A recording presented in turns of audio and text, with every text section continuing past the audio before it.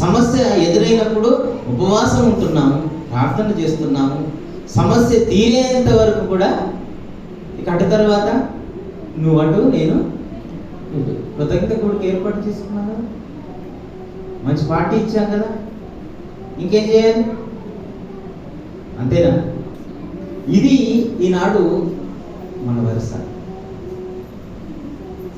చూడండి పిల్లారా, కొర్నేలు గారి యొక్క ప్రార్థన ధర్మకార్యాలు ఎక్కడికి చేరుకున్నాయట? దేవుని సన్నిధికి చేరుకున్నాయి. దేవుని సన్నిధికి చేరుకున్నాయి. ఇదే దానియేలు గారిని దేవుడు ఏమంటున్నాడు అంటే, దానియేలు నువ్వు బహుప్రియుడవు. అంటే దేవుని దృష్టిలో అంతటి స్థానాన్ని దానియేలు ఏర్పాటు చేసుకున్నాడంటే ఎటువంటి యథార్థత కలిగి ఉండాలి. ఎటువంటి యథార్థత. నువ్వు బహుప్రియుడవు దానియేలు అంటున్నాడు. మనం మరి సమస్య తీరిపోయిన తర్వాత ప్రార్థన లేదు, ఆరాధన లేదు, ప్రార్థన కోడికలు లేవు. ఏమండి? అంతేనా? అసలు ఇప్పటికీ రోజుకు ఒకసారి కూడా ప్రార్థన చేయనటువంటి క్రైస్తవులు ఎందరో ఉన్నారు. అదేంటి చేయకపోవడం ఏంటి? ఉదయం బ్రేక్ఫాస్ట్ చేసేటప్పుడు ప్రార్థన చేస్తున్నాం, మధ్యాహ్నం భోజనం చేసేటప్పుడు ప్రార్థన చేస్తున్నాం, రాత్రి డిన్నర్ చేసేటప్పుడు ప్రార్థన చేస్తున్నాం. అయ్యా దేవా నీకు స్తోత్రము నా మాత్రమని 3 సార్లు ముమ్మారు ప్రార్థన చేస్తున్నాము కదా. అంతేనా? మన మీద ఉన్నటువంటి బాధ్యతను మరిచినటువంటి క్రైస్తవులు, రాజుల కొరకు, అధికారుల కొరకు, ప్రపంచ ప్రజలందరి కొరకు ప్రార్థించవలసినటువంటి క్రైస్తవుడు నిద్రపోతున్న పరిస్థితి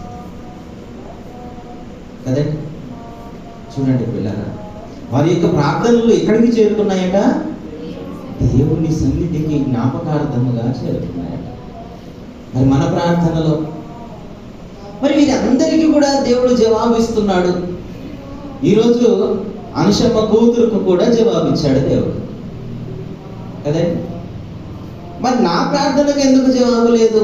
నా ఇంటిలో సమస్యలకు ఎందుకు జవాబు లేదు? ఇంతేనా? ఇంకా సమస్యగానే మిగిలిపోతుందా అనేటువంటి ప్రశ్న మరొక వైపు మనల్ని వేధిస్తూ ఉంటుంది. ఇంతకీ ఏం జరుగుతున్నది? ఏం జరుగుతుంది? దేవుడు సమాధానం ఇయ్యనటువంటి వాడా? ప్రార్థన విననటువంటి వాడా? ప్రార్థనకు జవాబునివ్వడా? ఎప్పుడు ఇస్తాడు కదండి? ఎప్పుడు ఇస్తాడు? అసలు ఏం జరుగుతుంది? ఏం జరుగుతుంది నాకు తెలియాలి కదండి. అసలు ఏం జరుగుతుంది ఇక్కడ అనేది నాకు తెలియాలి. తెలియాలంటే ఏం చేయాలి? జీవగ్రంథం చదవాలి. చదివితేనే తెలిసేది. ఇక ప్రియులారా, మనం చదువుకున్నటువంటి వాక్య భాగంలో చూద్దాం. దానియేలు గ్రంథము 10వ అధ్యాయము మొదటి నుండి కూడా మనం ఒకసారి ఆలోచన చేసినట్లయితే ప్రియులారా, పారసీక రాజుకు కోరెషు పరిపాలన కాలంలో 3వ సంవత్సరమున బెల్షస్సరు అను దానియేలుకు ఒక సంగతి బయలుపరచబడెను. ఎప్పుడట? ఎవరికి బయలుపరచబడిందట అంటే దానియేలుకు బయలుపరచబడిందట ఒక విషయం. ఎప్పుడు అంటే కోరెషు పరిపాలనలో 3వ సంవత్సరములో ఆ దర్శనమును గూర్చినటువంటి విషయము బయలుపరచబడింది. ఇక అప్పుడు దానియేలు ఏం చేస్తున్నాడు అంటే ప్రార్థన చేస్తున్నాడు. పిల్లలు 2వ వచనం మనం చదువుకున్నాం. ఆ దినముల యందు దానియేలును నేను 3 వారములు దుఃఖప్రాప్తుడనైతిని. ఇక ఆహారం తీసుకోవట్లేదు, మాంసాన్ని తీసుకోవట్లేదు, ద్రాక్షరసములు తాగట్లేదు, నోటికి ఏది కూడా అందించట్లేదు. ఇక స్నానం కూడా మర్చిపోయాడు. స్నానం కూడా చేయకుండా ఇక భీష్మించుకొని కూర్చున్నాడు. అంత వేదన కలుగుతున్నది దానియేలు. ఏంటిదా అంత వేదనను మిగిల్చినటువంటి ఆ తీవ్రమైనటువంటి సమస్య ఏంటి అంటే, పిల్లరా,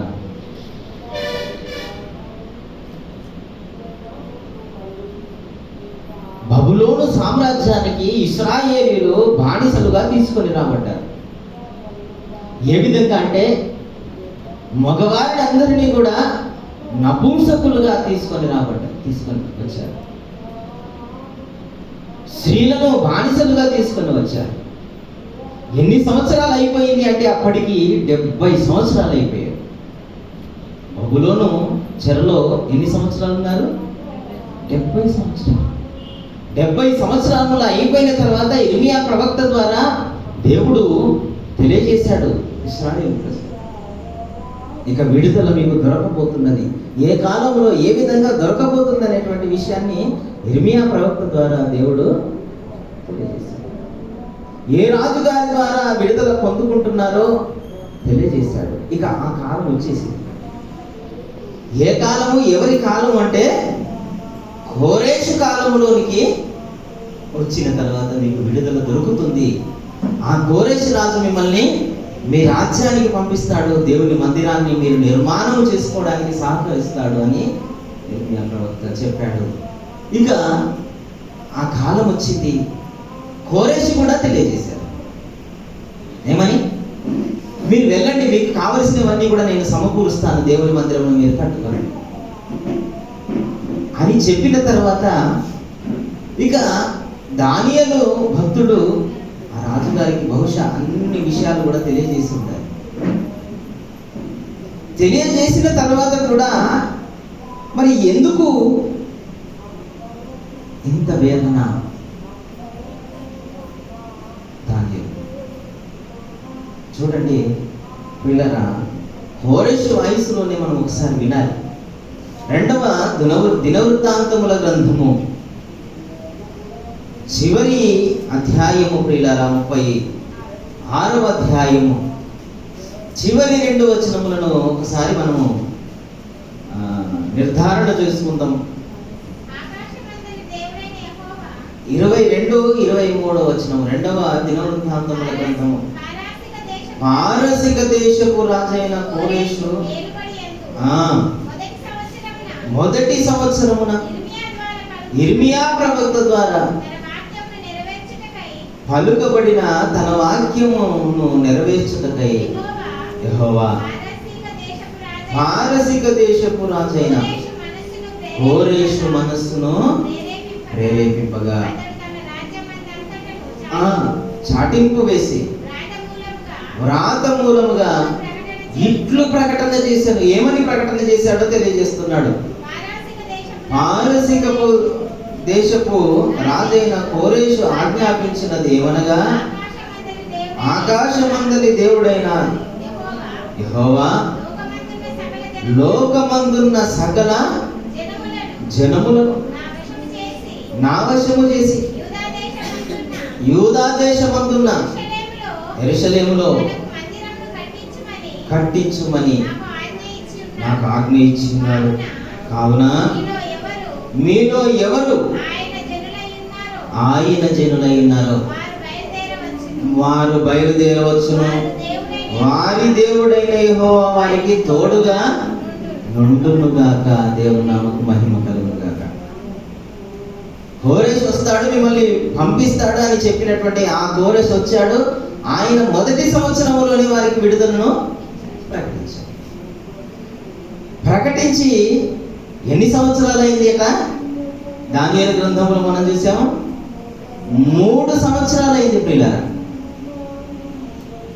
3 సంవత్సరాలైనా కానీ ఎటువంటి కదలిక బహుశా లేదు. ఇశ్రాయేలు ప్రజలను ఇక్కడి నుండి పంపించేటువంటి వారు లేరు. వెళదామనుకున్నటువంటి వారిని ప్రోత్సహించేటువంటి వారు లేరు. కానీ రాజు దర్బార్ నుండి ఆజ్ఞ కూడా బయటికి వచ్చేసింది. అటువంటి పరిస్థితుల్లో దానియేలు భక్తుడు ప్రార్థన చేస్తున్నాడు. దీని కొరకు, విడుదల కొరకు. ఎన్ని రోజులు? 3 వారాలు. ఎన్ని సంవత్సరముల తర్వాత? 3 సంవత్సరముల తర్వాత 3 వారాలు దానియేలు గారు ప్రార్థన చేస్తున్నాడు. ఏం తీసుకోవట్లేదు, ఆహారం తీసుకోవట్లేదు, స్నానం చేయట్లేదు, ఏడుస్తున్నాడు. సమస్య, దేశ సమస్య. మరి రాజు తలుచుకుంటే దెబ్బలకు కొనవలేదు. రాజు చేసినటువంటి ఆజ్ఞ ఎందుకు అమలు కావట్లేదు? అమలు కావాలి కదా, అమలు కావాలి. మరి ఎందుకు అమలు కావట్లేదు?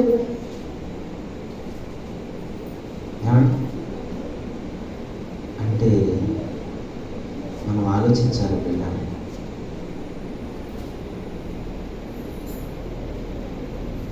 ఇక 13వ వచనములోనికి మనం త్వరగా వెళదాం.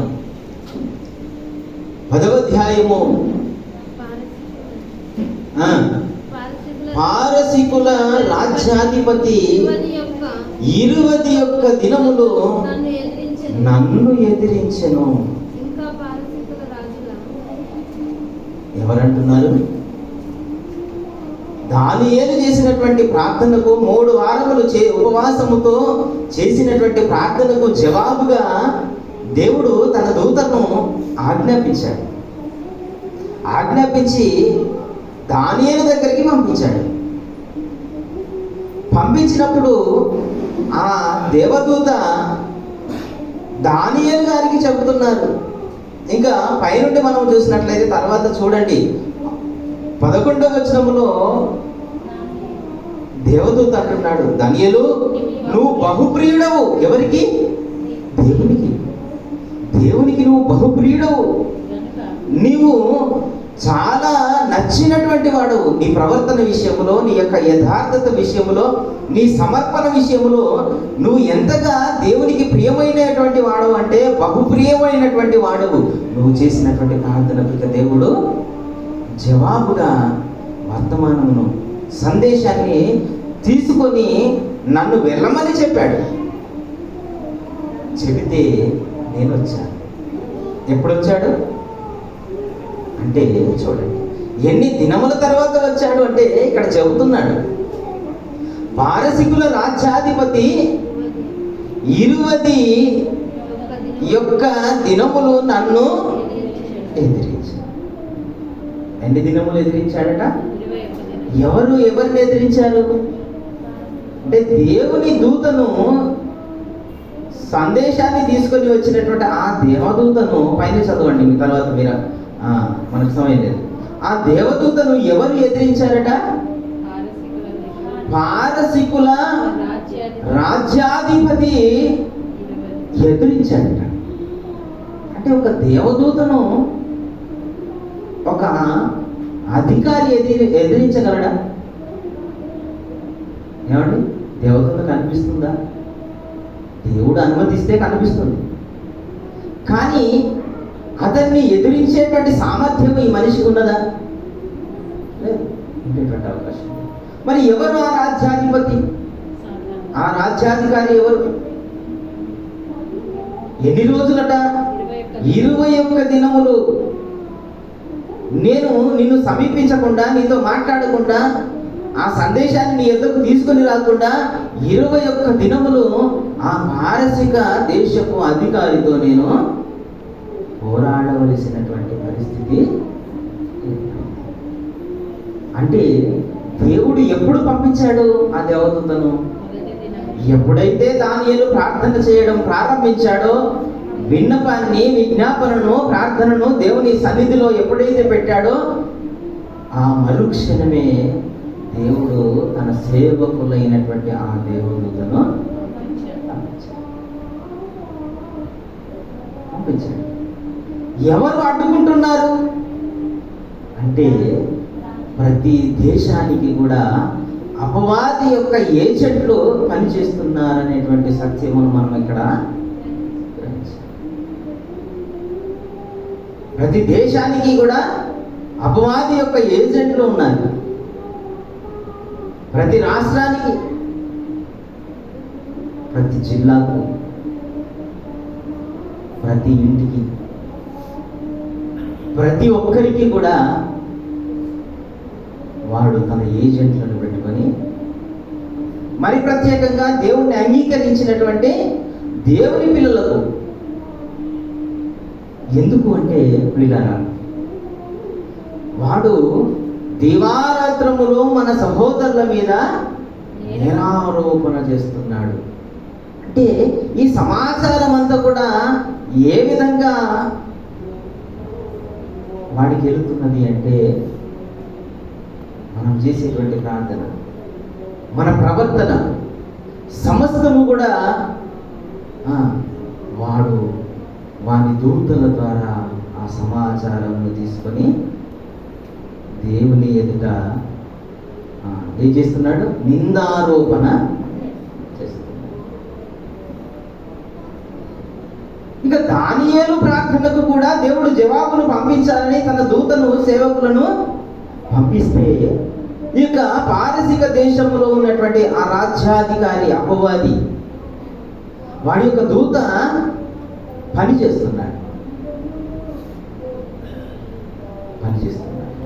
ఎఫెసీయులకు రాసిన పత్రికలో మనందరికీ కూడా తెలిసినటువంటి విషయం 6వ అధ్యాయము 12వ వచనంలో మనం చూసినట్లయితే, ప్రియులారా, మనము పోరాడినది ఏలైనగా, మనము పోరాడినది శరీరులతో కాదు, ఆకాశ మండలమందున్న దురాత్మల సమూహముతో మనము పోరాడుతున్నాం. మనం అనుకుంటున్నాం మనం పోరాడుతున్నాము అనుకుంటున్నాము. కానీ ఎవరితో మనం పోరాడుతున్నాం? మనమే పోరాడుతున్నామా?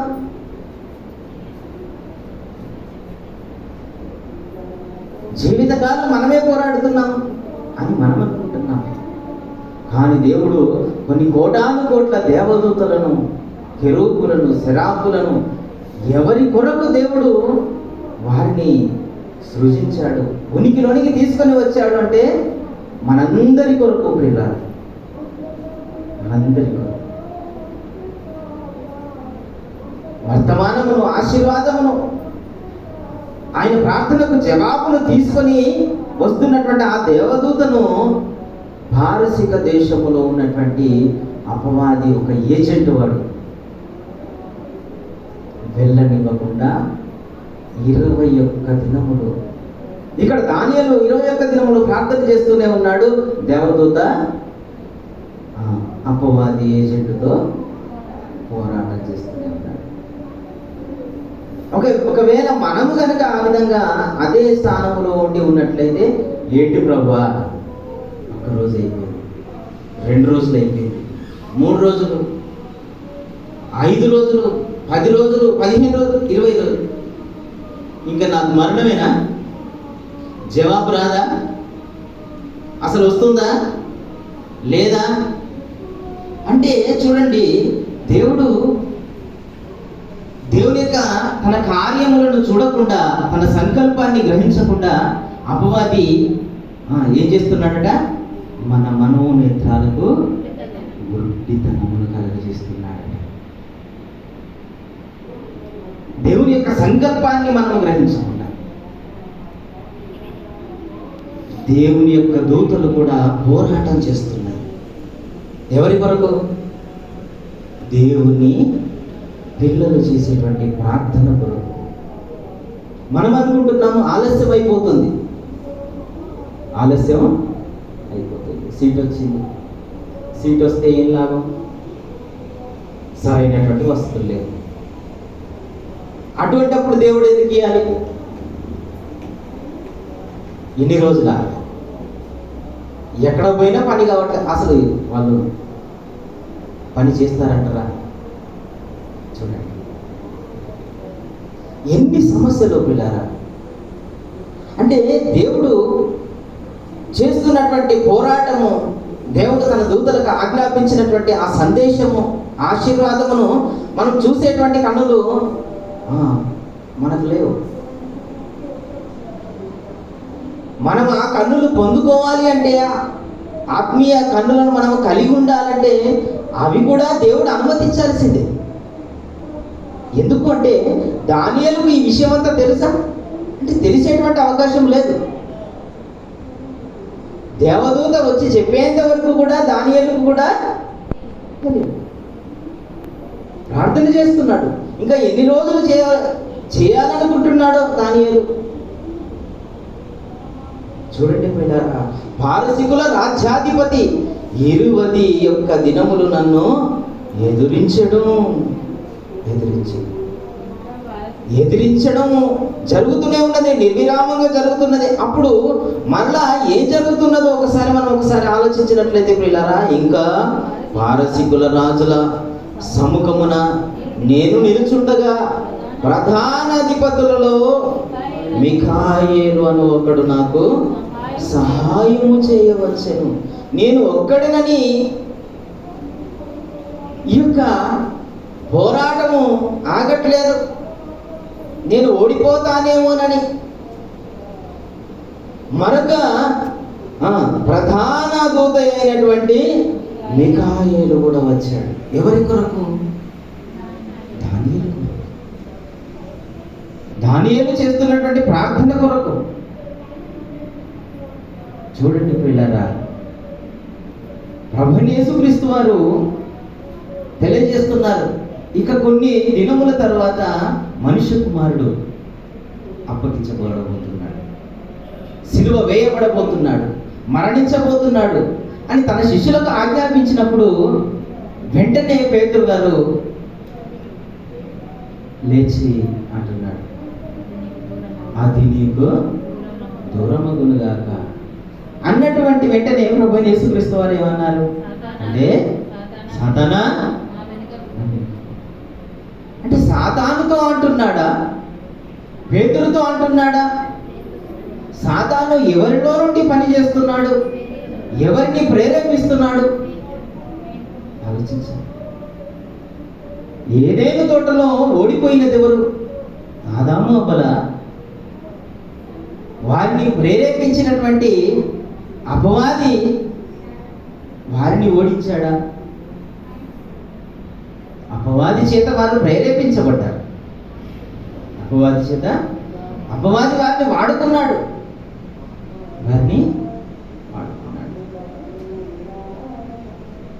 ఇక అబ్రహాము శారమ్మల దగ్గరికి వస్తే ప్రియులారా, దేవుని ప్రణాళిక వేరు తీసుకుని వచ్చాడు. తన వారందరి దగ్గర నుండి దేవుడు అబ్రహాము తన భార్యను బయటకు తీసుకుని వచ్చాడు.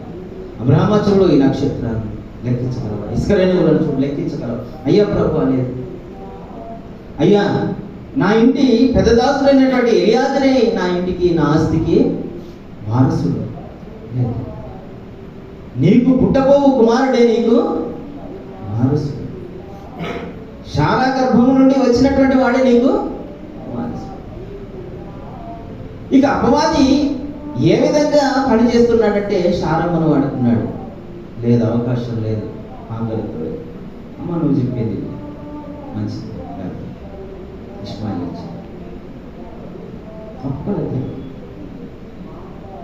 అంటే అపవాది అబ్రహామును కూడా ప్రేరేపించాడు, శారమ్మను కూడా ప్రేరేపించాడు. అప్పుడు అపవాదికి అర్థమైపోయింది, యాకోబు సంతతి గుండా ఇక ప్రపంచాన్ని విడిపించగలిగినటువంటి సమర్థుడైనటువంటి ఆయన కుమారుడు రాబోతున్నాడు అనేటువంటి సత్యము అపవాదికి తెలిసిన తర్వాత అడుగడుగున ఇక వాడు పోరాటం చేస్తూనే ఉన్నాడు. మరి ఇప్పుడు మన జీవితంలో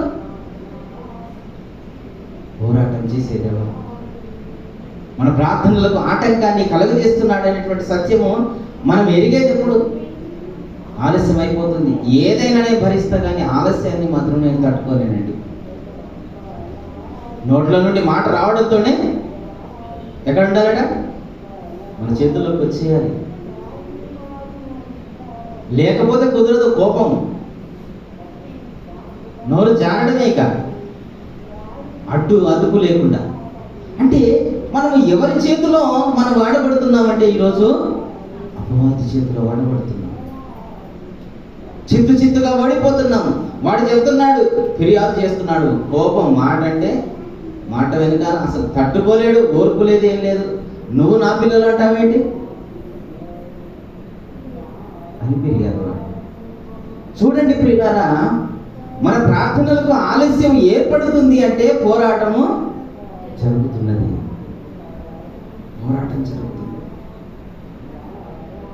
ఇదిగో దానియేలు జీవితంలో దేవుడు తన దూత ద్వారా తెలియజేస్తున్నాడు, పారసీకుల రాజ్యాధిపతి 21 దినములు నన్ను ఎదిరించను, ఇక పారసీకుల రాజుల సముఖమున నేను నిలుచుండగా ప్రధాన అధిపతులలో మిఖాయేలు అని ఒకడు నాకు సహాయం చేయవచ్చు.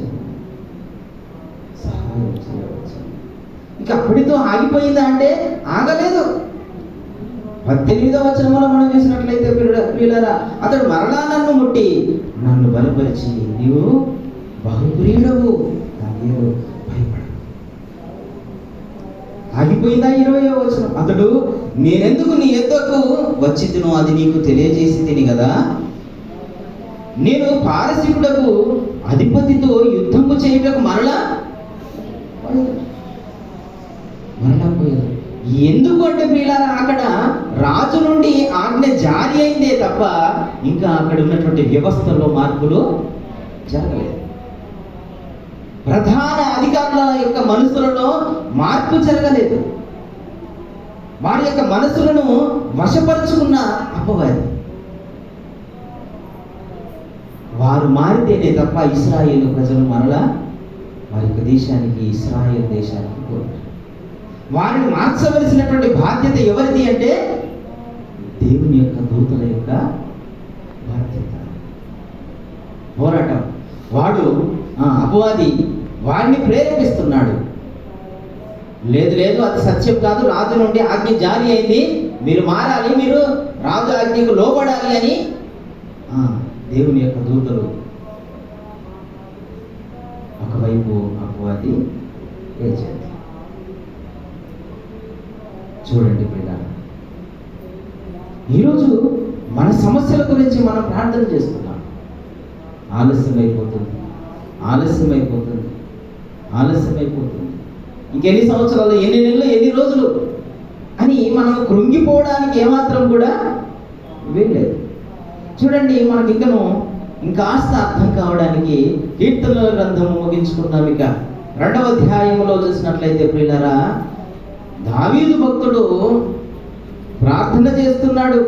2వ అధ్యాయము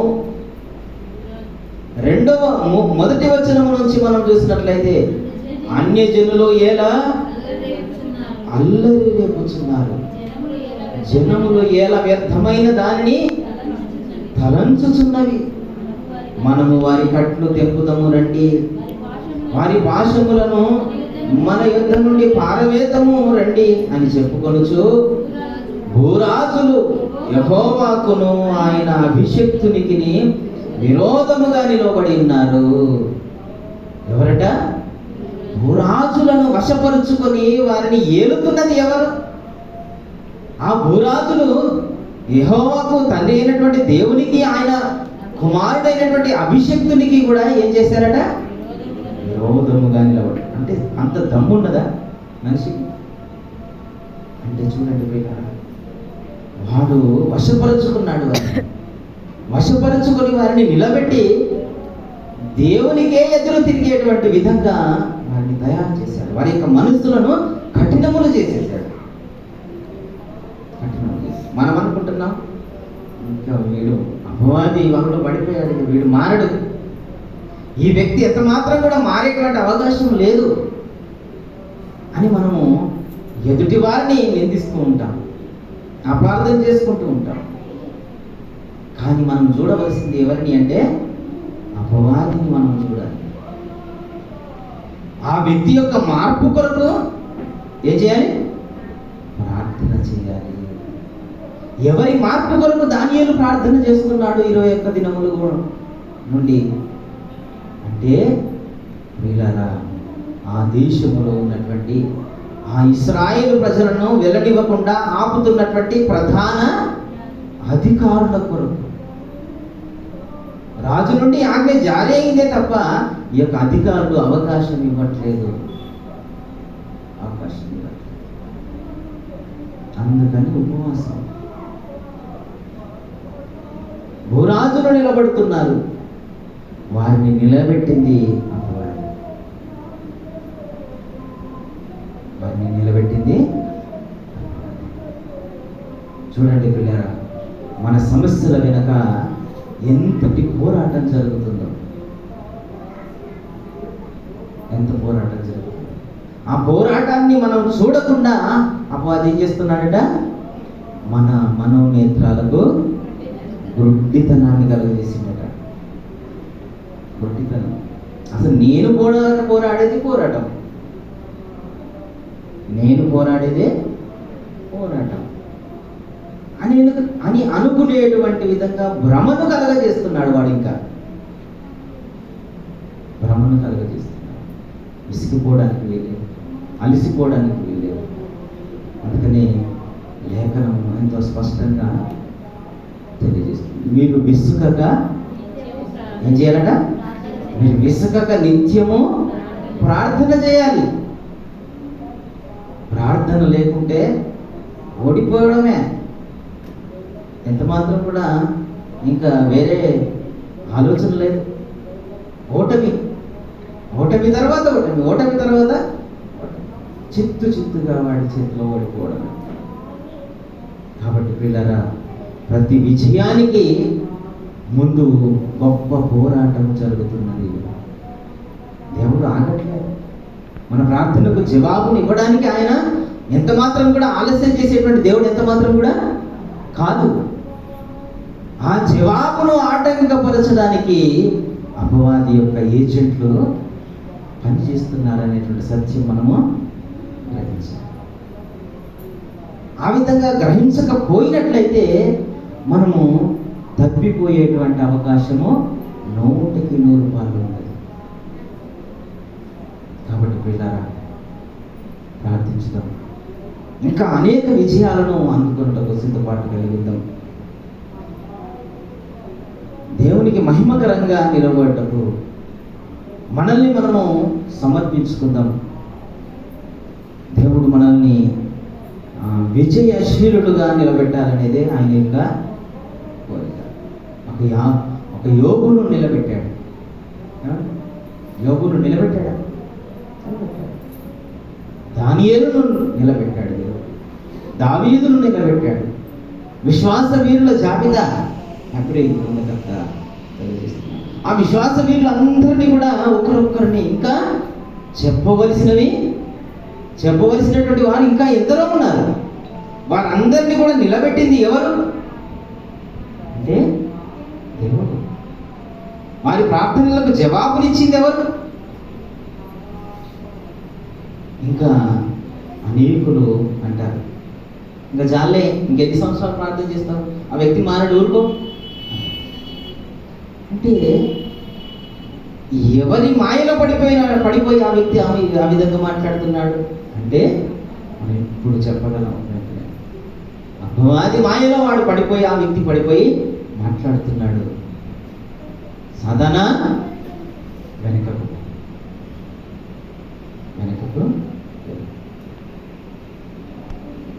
శ్రమలు శోధనలు విస్తరించినను ప్రభుని శక్తి తోడా అనగటొక్కేదము.